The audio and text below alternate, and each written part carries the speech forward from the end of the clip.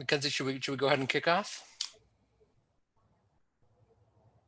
We are good to go. We are live on YouTube. All right.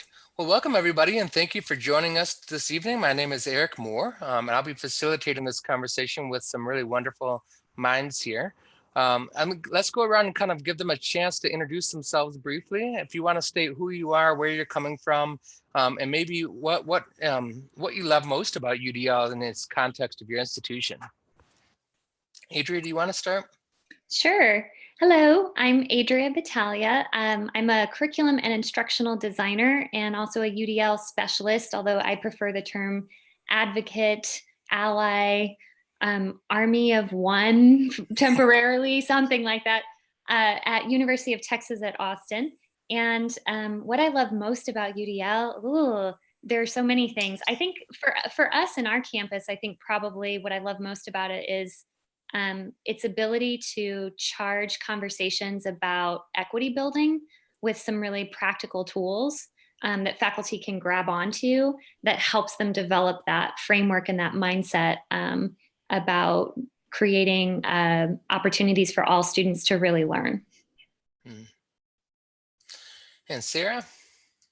Hey, I am Sarah Williams. I work at East Carolina University in Greenville, North Carolina, and I work in the Office for Faculty Excellence there, and also have the opportunity to work with the College Star Project.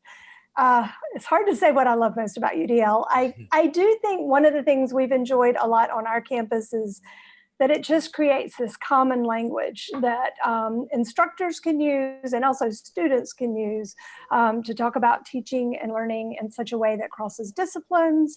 It doesn't even have to be just in the classroom, really in all different facets of campus. We can just talk about how to create welcoming environments for just different learners. Absolutely. And Fran?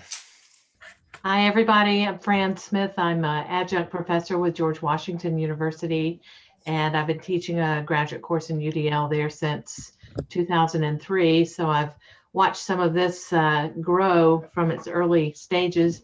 And I guess I would agree with everyone else with why UDL is so attractive, but simply said, it is a framework that allows for that broad range of variability. And I think that allows us to cross over all disciplines and all settings when we're talking about instruction for students. So it's just, it's rich in the brain research, and it makes a lot of sense.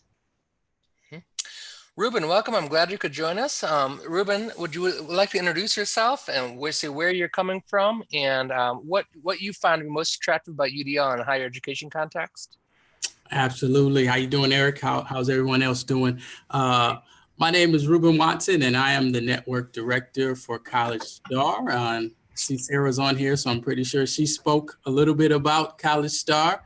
But where I come into play is I have the great opportunity to actually connect with campuses and universities across the nation that are implementing UDL and to provide them with professional development resources and opportunities to get deeper involved with applying UDL and promoting the great work they're doing. So we are reporting live from UT Austin. I had a great presentation down there today, well, here today with Adrienne. So we are excited to be here today.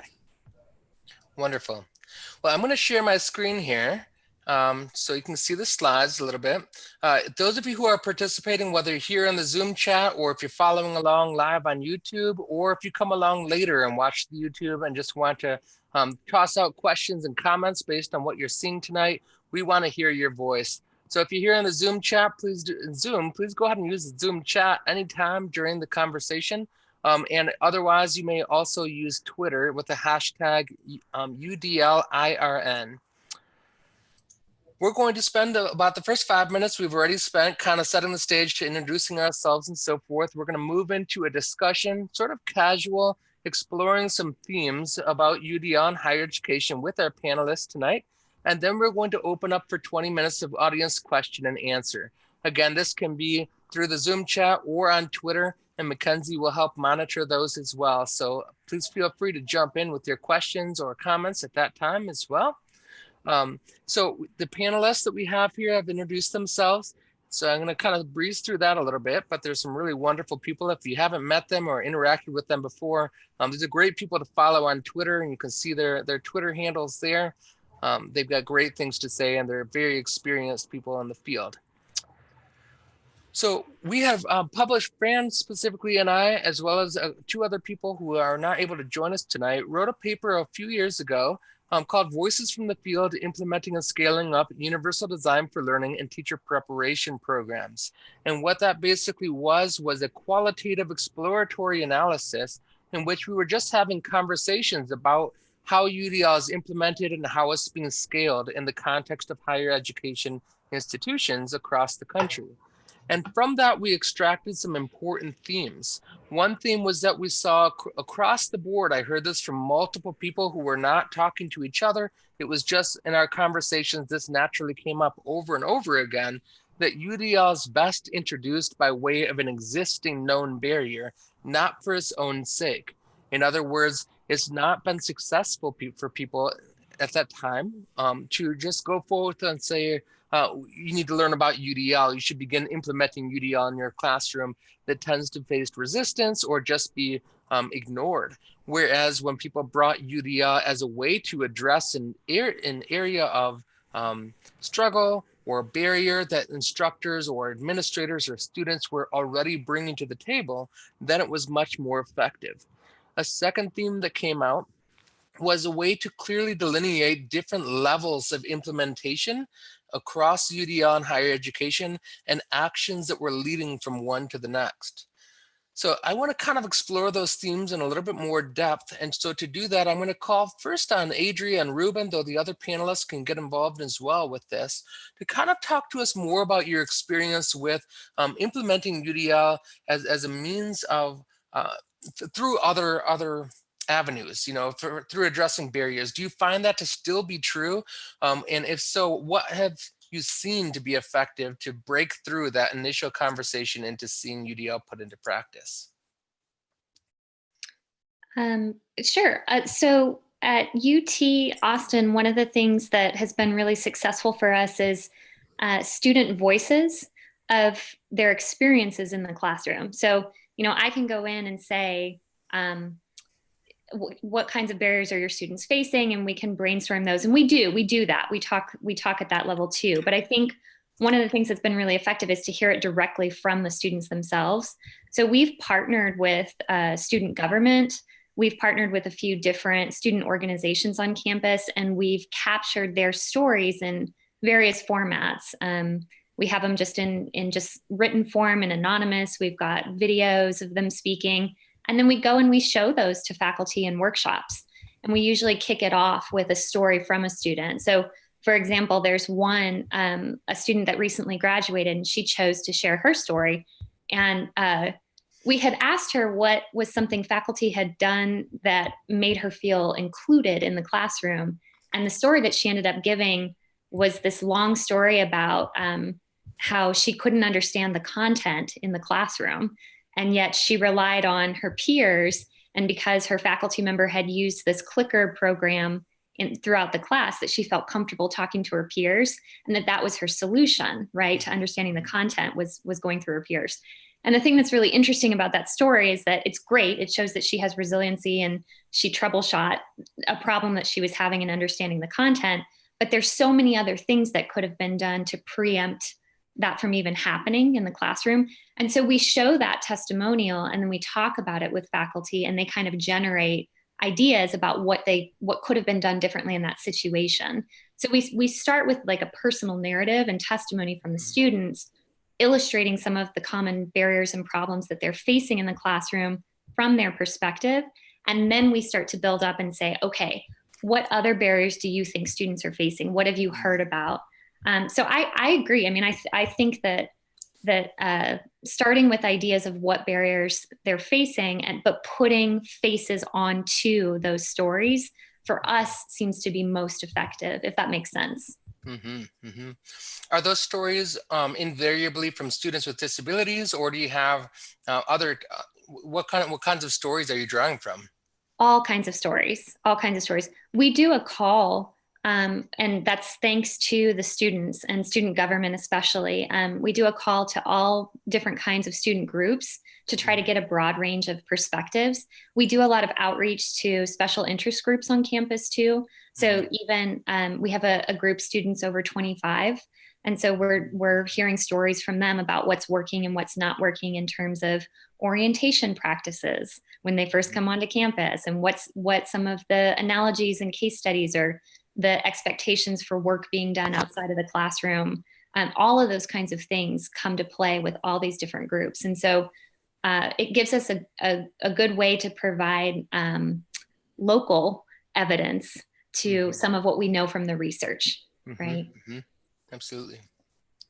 Ruben, you get to work with a lot of different institutions in your capacity at College Star, and yet when you're brought on campus, ostensibly you're there to talk about UDL. How do you find a way to enter into that conversation in light of this theme? Well, Adria, like I said, we were down at UT Austin today, and they have a very strong awareness beyond many of the other campuses that I've visited of how to use UDL, what the principles are, and what UDL is in action. So I say that to say where we start as is, where are the faculty members at? Where are these teaching and learning centers at that we interact with?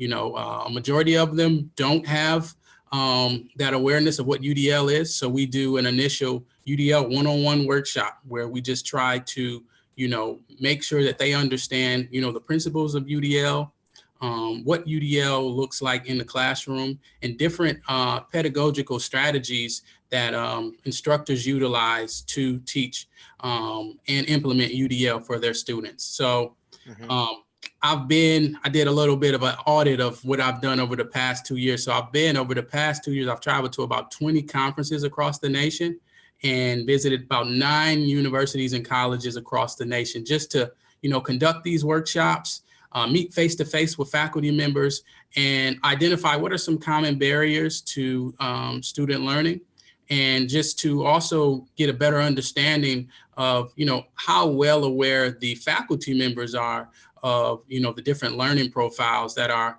existing in their classroom. So I don't come in with the answers, I come in with the questions. That's what I'm saying. And if we can provide them with an opportunity to implement or understand a new teaching strategy, we have that.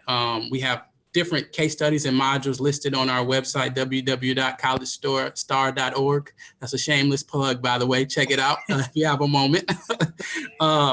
But we have a list of well over 20 different teaching and instructional strategies that are all created and developed by instructors and used. So we try to make sure that, faculty members have that awareness, but also have not only the awareness of, but a real life practical example of how can I implement this teaching strategy, no matter what my discipline is, and what will that look like in my classroom based on the content that we share. Now, Ruben, you talked about how you've been perusing different barriers that to teaching and learning that instructors are experiencing in all of your travels. Yes. What are some of the most common barriers that you're hearing from people in the field right now? I think the most common barrier that I'm hearing just on a alarming level is just identifying those students that do have those learning challenges, because so many of them aren't forthcoming. So say, for instance, if it's a student, does have a different way of understanding a lecture, and they don't, come forward and request that. But, when there's grades are slipping, the middle of the semester, that's when they're kind of have that conversation. So the faculty members I meet with is, how can I implement? I was talking to a faculty member about a month ago about a culinary class that he was teaching. And he was doing flipped learning, but he was not putting, the lecture capture technology, the closed captioning on his lecture. So he would just send it to his classroom. And some of the students were able to, follow the content, but they weren't really able to understand it because he was speaking at a faster rate than many of them could understand. So what he did is he implemented closed captioning on all of his lectures that he sent on his course. And he said that he started to see a increase in the students who were able to understand the processes for, the meals he was teaching them to cook. So I try to help them find practical steps. And many of the professors already know, what's missing and what the challenges is based on their interaction with the students. But there's always room for improvement as long as they have a clear understanding of, what's the outcome of what they're trying to teach their students. That's one of the things I love so much about UDL is the way that it can equip people to address those barriers proactively, where our model hitherto has been so reactive, waiting for somebody to come forward, waiting for there to be a problem, and then responding to it. And so I love talking to people who often at first they balk at how time consuming UDL appears to be. And we have these conversations about, you are going to spend more time planning up front. Like, I'm not going to lie to you about that. But in terms of the efficiency of the work, in terms of how much people learn compared to how much effort you put in, there's no comparison. Like, so this idea of efficiency has become so important in these conversations with these addressing of barriers and so forth, as it's not just about speed, it's about how effective the teaching and learning was. Right. If I cover the entire textbook, but nobody learned anything, was that efficient? It has to be like, did students accomplish something meaningful with the time that we spent together? And that extra planning that we put in, the time and effort that we put into really developing a course up front pays so many dividends going forward. So certainly that's been a really important part of the conversation here at UT Knoxville as well. Do others want to chime in on this particular theme? Here, Fran. Okay, let's move forward a little bit then. So one of the other themes that came out of the paper, as we talked about, was these different levels of implementation. This is oftentimes a point of conversation in the special interest group that I co-facilitate. How do we really get started with UDL in the context of higher education?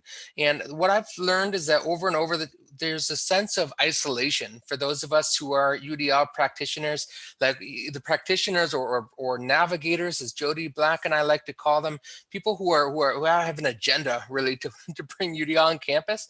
And it can feel very isolating when everybody's kind of doing their own thing, which is part of the culture of higher education, at least in the United States, that I'm familiar with. And so oftentimes it does start there. So in terms of what we learned from the research, I'm going to share my screen again. We identified 4 distinct levels that people are currently experiencing.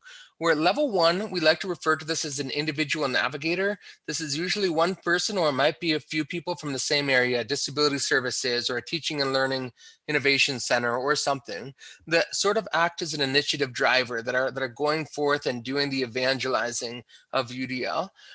They have a strong motivation and are developed or have developing knowledge and skill as UDL navigators, but they usually have limited or no funding or administrative support. Or sometimes you have an administrator who supports you in concept and theory, like, I love what you're doing, but doesn't necessarily carve out time and resources and so forth to actually help further what you're doing. And so that often, when a navigator keeps moving forward, it tends to blossom into this professional learning community. And this is a smallish group of people.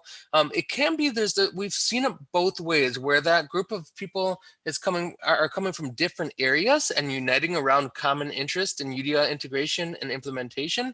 But we've also seen it where this tends to be facilitated in a specific context, like maybe a certain college or a certain program within a college, or within a certain office, support office on campus, etc. And both have advantages and disadvantages, which the panelists can speak about. This is really beginning the practical work. We begin offering examples for and insights from either that specific area or different areas on campus. It helps, and when we have people coming from different areas on campus, it helps prevent UDL from being associated only with one discipline or service area. So for example, one of the dangers of having UDL driven by a disability services office is that it becomes associated pretty explicitly with students with disabilities, with an accommodations model. And so while disability services might well be a very powerful and important advocate and ally in UDL implementation, it's dangerous to have them be the only ones who are driving it. When we have this, however, like a couple people from different colleges and different departments, it does create a limited sense of consistency. That is to say, students may not get the full benefit of practicing towards expert learning in a given area. If only one teacher in my department, for example, one instructor is practicing UDL, then I'm more likely to think of that as their particular teaching style. And I loved that teacher and I learned so much in their class, but I'm not necessarily thinking about how did that actually develop me as a learner? How am I transferring that across disciplines, across classes, etc.? So it does have that limitation. We talk about how that's sort of addressed in level 3, which is more of a small systemic implementation where you have an entire department, an entire program, or similarly sized unit integrating UDL collectively. That enables a systems change that influences more instructors and more students more effectively. Typically, you're going to get some department support from department chairs or from the college dean, et cetera, giving time and resources for faculty to learn more and to put this into practice. And it offers examples, but also runs the risk of others thinking that UDL is subject specific, like we talked about before. Level 4 exists only in our imaginations right now. We're not aware of any institutions that have gotten this far, though we'd be very glad to hear from you, and those of you in the audience, if you're familiar with one. This would be where a college or university integrates UDL thinking into all disciplines and non-academic areas like library, counseling, admissions, and financial aid, etc. It would enable system change that influences every area of the college with profound effect on student development, and it would include significant administrative supports at all levels. We do feel this is very difficult to attain, and it really does require significant culture change, not just at the local level, but for the way we think about the role and the nature of higher education itself, which in many cases is still so insular. So, each department kind of does their own thing, still has this sense of separating the wheat from the chaff. All of these things would need to be challenged if we were really to get to this level of large systemic. So I want to kind of hear from our panelists, especially Fran, who's been a professor at more than one institution, and Sarah, who as director of College Star oversees multiple institutions, and they can kind of speak to whether they feel like these levels are still accurate, how they might change those, or how you're seeing growth occur from one level to the next. If I can, I'd like to just talk about a couple institutions that I've been working with, Eric. When you talk about the levels 2 and actually 3, I was with my work with George Washington University. Their work with UDL blossomed back in 2003 out of their Disability Support Services office, and actually was through a grant. It was a partnership through Ohio State University for faculty, developing faculty administrative modules in education. So it provided, as you were talking about, an incentive of funding, a small amount of funding that faculty could apply for to enhance their course. And there were only 3 of us at the university that became partners in that, and each of us went on to either enhance an online course we were already offering. In my case, I was working with the Department of Education, or the Department of Special Education in the School of Education Graduate Studies, and we were able to promote and build the UDL course that's been there now. I think we're in our 15th year. Wow. And that has become a adopted course in the majors, in some of the majors in the special education department. Now, unfortunately, that's still kind of clustered in that area, but the at one point in those years, I think it was 2013 or 14, or maybe earlier, the dean at the time, or the department chair, actually wanted to make that a bigger impact. So now we see, and have seen for a number of years, language about the UDL legislation and the principles of UDL in every syllabus for that department. So there's been a lot of change that way. And the information has trickled out to different initiatives over the years with online learning that have come from, again, special projects. So it still seems to be focused in that school and in that department. And a number of faculty are using it and are promoting it and building it into their classes. But a bigger systems-wide approach, I don't think we've seen that yet. I did want to mention, though, when I worked at Virginia Commonwealth University, the same kind of thing happened. Back in 1999, there was actually beginning conversation about UDL. And of course, that was also coming out of a rehabilitation program in conjunction with the Disability Supports Office, and a lot of language around universal design of instruction, which I'm sure many of you have read that as well in the literature. But that continued to grow. That started to become adopted by a lot of faculty, again, in special education. And then the Faculty Learning Center, or the Center for Teaching and Learning at the university, also started to bring that into their, like you mentioned, professional learning. We called them faculty learning communities, where there was a chance and a platform to share more information about UDL. It wasn't embraced university-wide, but it was embraced by a lot of different faculty and a lot of different programs because it got into that level of the faculty development program. I do think, I know I didn't mention this earlier, but I do think there have been a couple of institutions that have at least attempted to do a bigger university-wide adoption of UDL. I think of the University of Vermont, who were one of those early adopters, and Colorado State, I believe.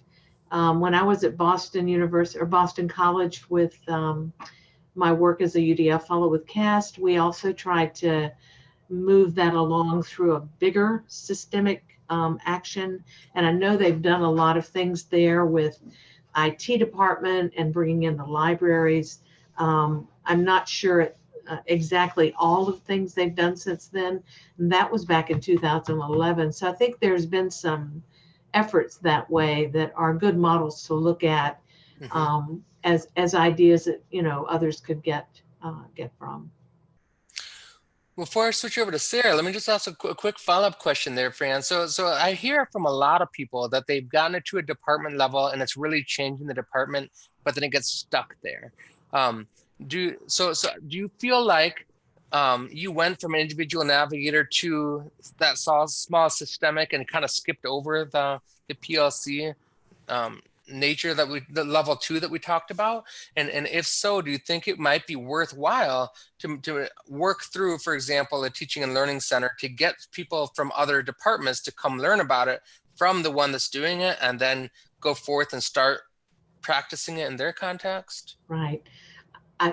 I think certainly a teaching and learning center is usually, at least what I've seen, I'm not sure about the other folks on the panel today, but I certainly have seen that that's where most of the good practice on pedagogical approaches is where that information goes, right? And so that's where more faculty are going to be coming from across the university. And when I was at Virginia Commonwealth University, certainly that was what I saw happening there. And I think they often have the opportunity to pull in funding opportunities and incentives that they can get faculty on board for projects. And so, yeah, that's definitely, it sounds like Ruben is in some type of situation like that too, I'm assuming so.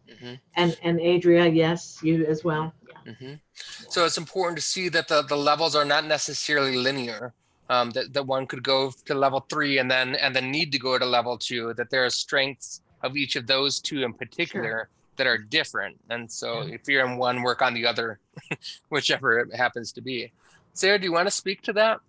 Sure. And now sort of to piggyback on some of the things Fran was talking about, with College Star, I think we've always found it really helpful to at least start through those professional development offices, whatever they're called on campus, just as a way to connect with as many different disciplines and as many different units on campus as possible. And, Eric, when you were talking earlier about culture change, that's something that we've been working toward and has been so important for us. And I think one of the biggest things we've learned with that, I mean, it's no surprise, but it takes time. And it's, that just hanging with it and being willing to move through those levels or toggle through areas of emphasis that I'll kind of talk about in a second. And the patience and the persistence that sort of go with that until that kind of common language seeps into the different parts of campus. It just takes time and consistency, so that provost level of support, or the higher campus wide level of support, I think is going to be really important for us all if we ever want to get to that level 4 place. And, one of the things I think that we've experienced on, I know the North Carolina College Star campuses that have been sort of at this for several years, is, moving through those levels. And it's funny, I mean, the levels that you identified are very, very indicative of our experience as well.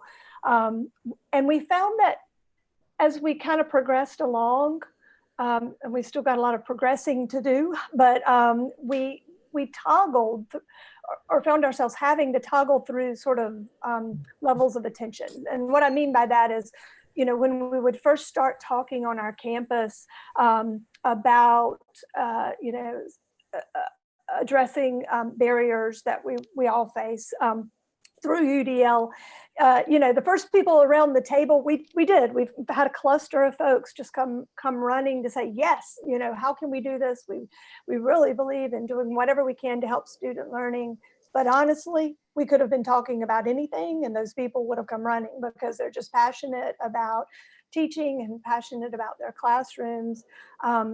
And so, but with that small, really enthusiastic group, it kind of what it did, that learning community that you talked about. But one of the things that we found helpful was we really did try to encourage that from all different disciplines and not just the classroom. So we had, folks from the library, folks from the advising center around the table early, forming learning communities together. And from that moment, sort of toggled away from just information spreading focus to trying to go deep with that one.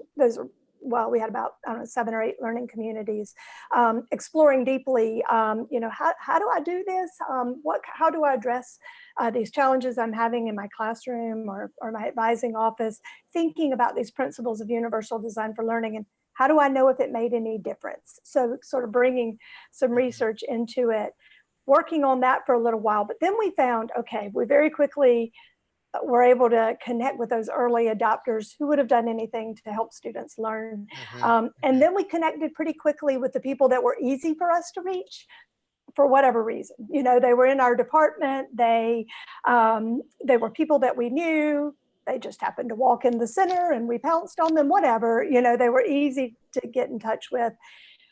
And that only lasted for a while, and we were able to get some deep learning, but then we were finding it was the same people at the workshops all the time. We were just talking to one another. So then we almost had to step back and go campus-wide again with a big awareness building push, spend a whole year doing that again.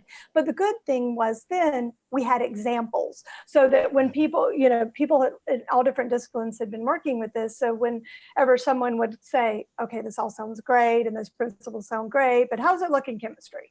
Or what does it look like, in my discipline? We at least at that point had a handful of examples and that kind of hooked some of the folks that were more reticent and willing to try and sort of, at that point, toggle back to trying to go deep with our new group. And so it's almost like really incrementally, switching back and forth from messaging heavily across campus to, all right, let's go deep with the folks that we've got and just gradually expand those examples. And that's one of the reasons we're excited with College Star to now be able to talk with campuses like UT Austin, but folks all across the nation who have faculty members who are doing this well. Because if we can, I feel like if we can increase this sort of repository of examples and ideas and that network of ideas sharing, maybe one day we can get to that level 4 and kind of have a larger network across our campuses. But including folks in the classroom, not in the classroom, and thinking about UDL as a culture across our campus,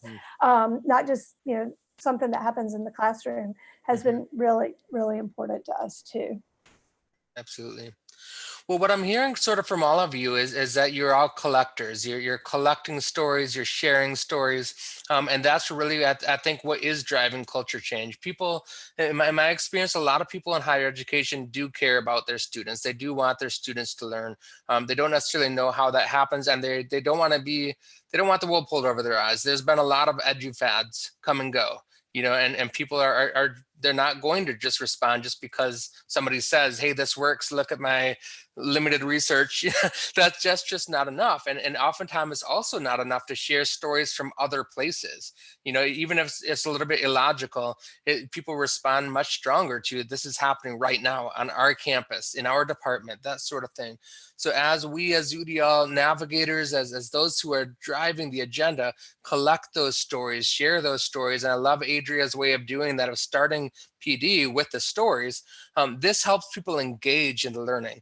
And that's and that's what UDL is, right? We have to remember that it's not just end users of the university, the students themselves, that need to be engaged in learning, but faculty also must be engaged in professional development before they're going to care about what UDL is or how you would practice it.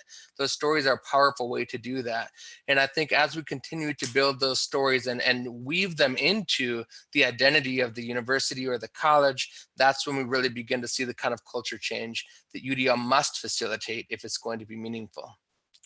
Let's open up to those who are here in the either on Twitter or here on Zoom. What questions do you have for any of our panelists? You can throw out a question in general, or you can target a specific person. So Eric, this isn't necessarily a question, but for Adria, when you were talking at the beginning about going to students to ask about their perspectives about how things are going on campus, we had quite a few. That was very popular on Twitter when I tweeted that out. And Jennifer Pusateri specifically said that was a fabulous idea. So wanted to share that. And then Ruben, I think there are some questions about your university plans and whether it was a university-wide accessibility plan or a standalone initiative. That was from Mark Nichols. Oh yeah, so Mark was trying to identify, just some practical examples of universities that are embracing UDL as a whole. And what I suggested was Goodwin College, because I just went to the UDL conference that they had. But I know just from talking to the person in charge at Goodwin of the UDL initiative that initiative was sparked from a grant that they received. So it seemed like a teacher-based initiative for the instructors to implement.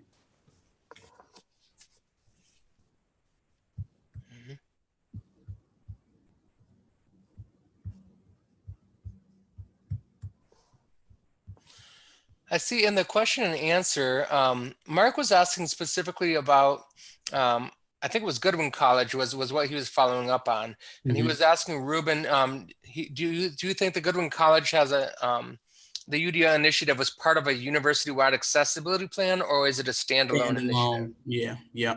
So I think the funding is standalone. Okay.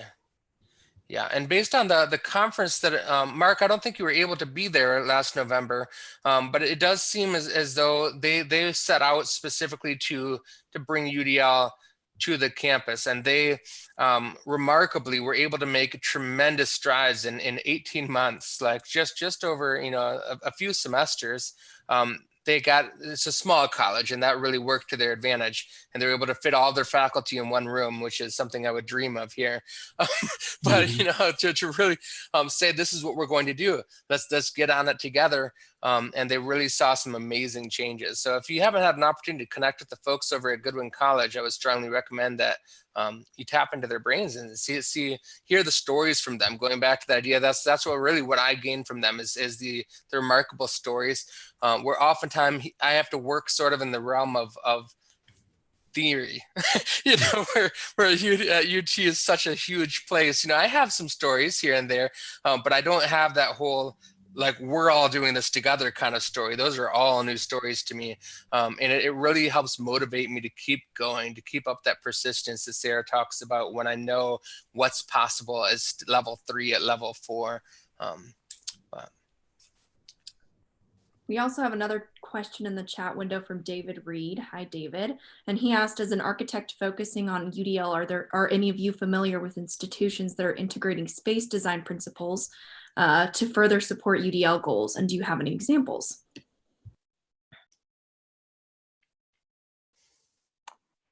The one comes to mind for me at East Carolina University. Elizabeth Coghill in the Pirate Academic Success Center there was designing, she just had the opportunity to begin with a new space for her center when she was learning about universal design for learning. And so she did construct that, the design of that space as best she could around her understandings about universal design for learning, and helping tutoring to be as accessible as possible for students. And so part of it was the way she laid out her center and had her spaces be inviting and welcoming. And part of it, though, was equipping her tutors, putting technology in the hands of her tutors, training them in universal design for learning so that they could sort of flip the learning environment for the students that came to them. So she's always willing to kind of talk about her thought processes with that physical space anyway comes to mind. I'm not familiar with necessarily institutions that have done that with UDL as the focus, but I know that I'm sure most of you have seen how libraries have been transformed in the last, at least 5 or more years. And I think when I go into some of these, they're amazing in some of the things Sarah just said, of the spaces of how furniture is being used for providing collaborative spaces. Just a shout out to my home state of North Carolina, and we know the National Center on Universal Design at NC State University, they did an entire remake of their Hunt Library, which is a fascinating place to see. And it as well is, I think, a great example of that, although that's not what they're talking about. I don't know if Sarah, Ruben, if you've been there, but their furniture, the walls have interactivity. I mean, they have whiteboards everywhere, and they were a very early, I think, institution with those kinds of, I would call them space design principles. I don't know if you would agree, Sarah. Yeah, I haven't seen it myself. My daughter's a freshman at State, and one of the first things she called home to tell me about was, "Mom, I went to the Hunt Library. You would love that place." So she recognized right away that it was just such an inviting place. It's phenomenal. Yeah, and I would tack on, David, too. UT Austin is in the midst of designing a one-stop shop for students, and the team that's working on that is working with other campuses that have been doing this and have already done this to try to figure out some of the best practices. But I'm not on that committee, so I don't know all of the decision-making principles that they've encountered, but we've done UDL workshops with them to get them thinking about the space and just how the setup communicates a sense of belonging to students. Even the notion of a one-stop shop is a UDL framework, right? Like just trying to reduce the barriers of how many physical locations students have to go to get information about finances, administration, et cetera. And then once they come into that space, or if they access it electronically through chatbots, which are all things that UT Austin's considering right now as they're hoping to open theirs, I think maybe in the summer, maybe fall. But I would just suggest looking into some of the universities that have one-stop shops too, and kind of getting a sense of how they've designed those, because I know they're having a lot of conversations about furniture layout, the different types of means of access that students have to the content there, training the counselors and the people that will be receiving students as they come in, et cetera. So I hope that's helpful. One other thing, I dropped in the chat a link to an article in the Chronicle from a couple years ago that talks about how space isn't neutral. You know, and it's a point of conversation that I often have about, can UDL be implemented in the context of a lecture hall where the furniture is bolted to the floor looking at the sage on the stage? Well, it's a lot harder, honestly. You know, like space really does it. You can't say because I'm in an active learning classroom, I'm doing UDL, but it makes it a lot easier to facilitate flexibility in the learning experience in that type of context. So it's really not just about physical access to the classroom, but how physical access facilitates learning in a well-designed context. And so as architects, I would encourage you, David, to think about what are the learning objectives? What are the learning strategies and methods that we're trying to drive for in higher ed that will expand from the old repertoire of lecture and sage on the stage? And how do we create spaces that not only can people with different mobility needs and so forth access well, but everybody can use for different learning purposes and different experiences that will facilitate the kind of practice that UDL advocates. Awesome. We also had another question come in on Twitter. This one was for you, Adria, specifically. Jennifer Pusateri asked, you mentioned that you put out a call for student voices. What did that look like? I could share it with you at some point too. There's an initiative happening at UT Austin that is called the University Diversity and Inclusivity Action Plan. It's a mouthful. We refer to it as UDAP. But part of that plan is geared towards thinking about increasing equity, but also increasing a commitment, an ongoing commitment to equity, diversity, and inclusion, both in administration practices, in departmental practices, in teaching practices, like all across the board. So hiring, right? And that people are working on that. But then also, what does that look like in the classroom? So for us, our call was actually pretty broad in the sense that we framed it under an inclusion umbrella. So we sent something out to students that said, we're working with faculty on this action plan, and we would like to know moments where you felt included, where you felt a sense of belonging on campus, in the classroom. So we listed some examples. But we started from a broad base, and then based off of some of the feedback that we got from students once they came into our space and either gave anonymous stories or gave stories that we were allowed to capture on video, we started tailoring to more specific groups and asking them, well, hey, do you have friends that also had this class, or do you have other friends who have stories that they'd like to share? So we kind of went with a broad call and then just had it sent out word of mouth. So I'm happy to share any of the documents that we originally sent out to students to get you started, and you can critique it or use what's useful to you, or toss it out and try something different. But that's like that prompt is especially why the story that I mentioned at the beginning was so interesting, because we were trying for a very positive spin. And students came in very hungry to give positive stories. But in their stories, we could also hear all of these barriers that I know that our faculty would be like, wait, what's happening? And sure enough, when we showed faculty, they were like, whoa, now that they're seeing it from a different perspective, seeing that classroom setup from a different perspective, or the syllabus from a different perspective, it stimulates a lot of conversation about how we might need to rethink things, because we all have our biases and our lenses of the average student, and that average student doesn't exist, right? This is Todd Rose. And so I'm going on a tangent, but I think that the broad call actually allowed us to narrow down into more specifics that are more UDL related. That's fabulous. Thank you. There was also another random question from Danny Smith, as he said. Does anyone know of a UDL specialist or practitioner that works with creative arts like paint, sculpture, etc.? He has a faculty group who's interested in UDL but needs, has specific needs. I would suggest they check with Dr. Don Glass. He was a UDL fellow at CAST, and his area is in art. He's quite an expert on that topic. He used to have a group on UDL Connect, focused in that area. He published an article with Dr. David Rose and Ann Meyer, and I'd be happy to share his email with you if you want to pass that person on to me. Great, thank you, Fran. Yeah. Mark asked a great question in the chat. I'm interested in hearing what the other panelists have to say about this. So he said, okay, here's the scenario. Picture this. You're in an elevator with a faculty member who has been very resistant to changing their teaching practice. They've been a professor for years and bringing big money to the university through research.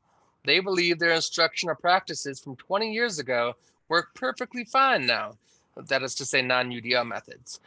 They know you are a UDL champion and generally know what UDL is. What's your 60-second elevator pitch to spark conversation and plant a seed of possible change? I'm just going to say I'm tapping out of this one because you just saw me go on a tangent. I don't have a 60-second elevator pitch.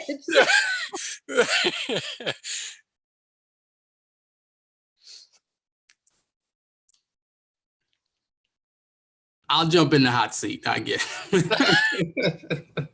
So I do this all the time, by the way. So, you know, it's not like I haven't found the best answer, but any faculty member that I've worked with that really cares about their students, and the common theme that I've seen in their mindset and their approach to teaching their students is always, how can I get better? You know, like, I think you have to have a hunger. I think the ones that resist is, I'm not trying to sell you UDL, because, you know, it's nothing to be sold. It's, you either embrace it or you don't.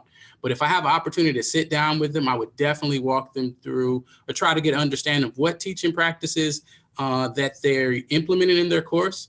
And a number one surprise that I've discovered in meeting with faculty members is they're already doing UDL. They just don't call it UDL. You know, like if you're flipping your classroom, I'll go to conferences. I say, how many have flipped their classroom? How many of you have implemented a team-based assessment in your course?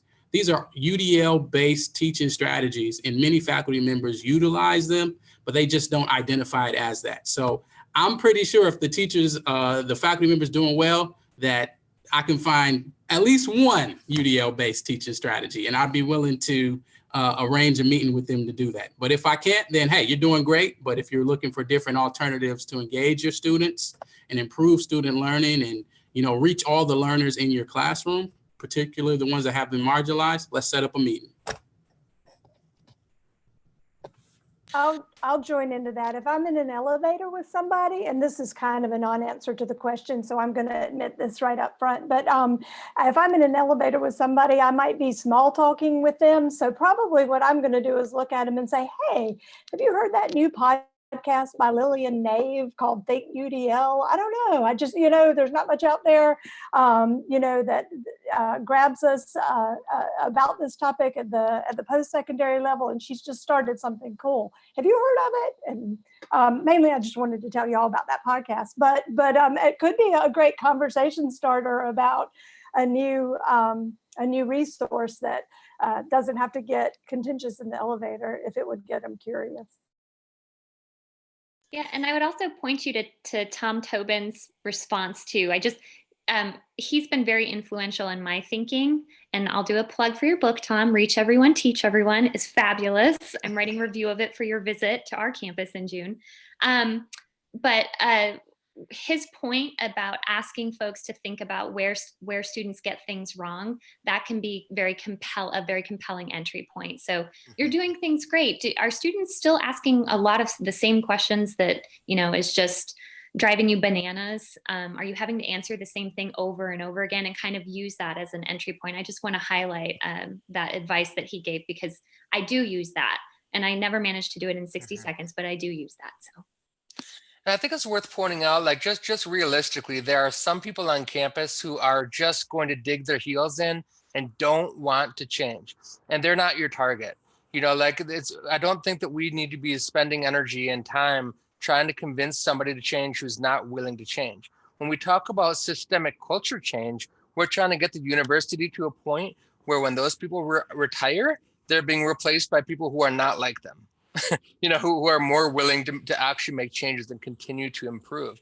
We talk about in UDL, not just expert learners, but expert teachers and expert systems. And we define expert not as somebody who knows everything, knows how to do everything, but somebody who's willing to perpetually grow. That is just so central to UDL. So what the questions that Adrienne and Tom are talking about are doing is it facilitates that growth. Are you ready to grow? Do you want to grow? Where do you want to see change? And if they really genuinely feel like I do what I do, whether if students can't keep up, too bad for them, then I'm not going to spend my time with them. I'm going to find somebody who is interested in learning and growing and use them to collect those stories and start sharing those out like we were talking about earlier. We really have to choose our battles at this point is just the reality of it. May I tack on there too? One of the things that I have found to be increasingly helpful and energizing, both for me as a personally and professionally around UDL, but also in terms of creating change on campus, is thinking about the other nodes that are really important in stimulating these conversations or reaching different faculty. So again, if you're on a large campus, there's only one of me doing UDL workshops around campus right now, right? So one of the things that's been really great is connecting with other instructional designers across our campus. Thanks to College Star, we have some learning communities that just got started, and there are 2 staff learning communities, and they involve librarians and the folks from the tutoring center and our undergraduate studies and all the different teaching and learning centers that are housed in different colleges.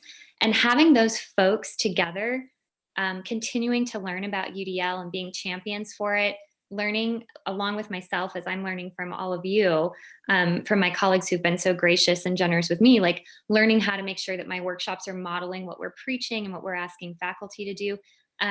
That also starts to spiral that change. So sometimes if you have a really tricky department, finding who they go to for help when they do need help around teaching and making sure that person feels comfortable and confident and knowledgeable and supported in UDL is, from my limited vantage point so far, also making a pretty big path for impact, I should say. And just one thought that I had that Adrienne sparked was just sort of another approach that we found helpful is getting UDL in front of folks in just as positive a way as possible. We survey our students also at ECU. We survey them once a year and just say, tell us one thing your faculty member does that helped you learn this semester.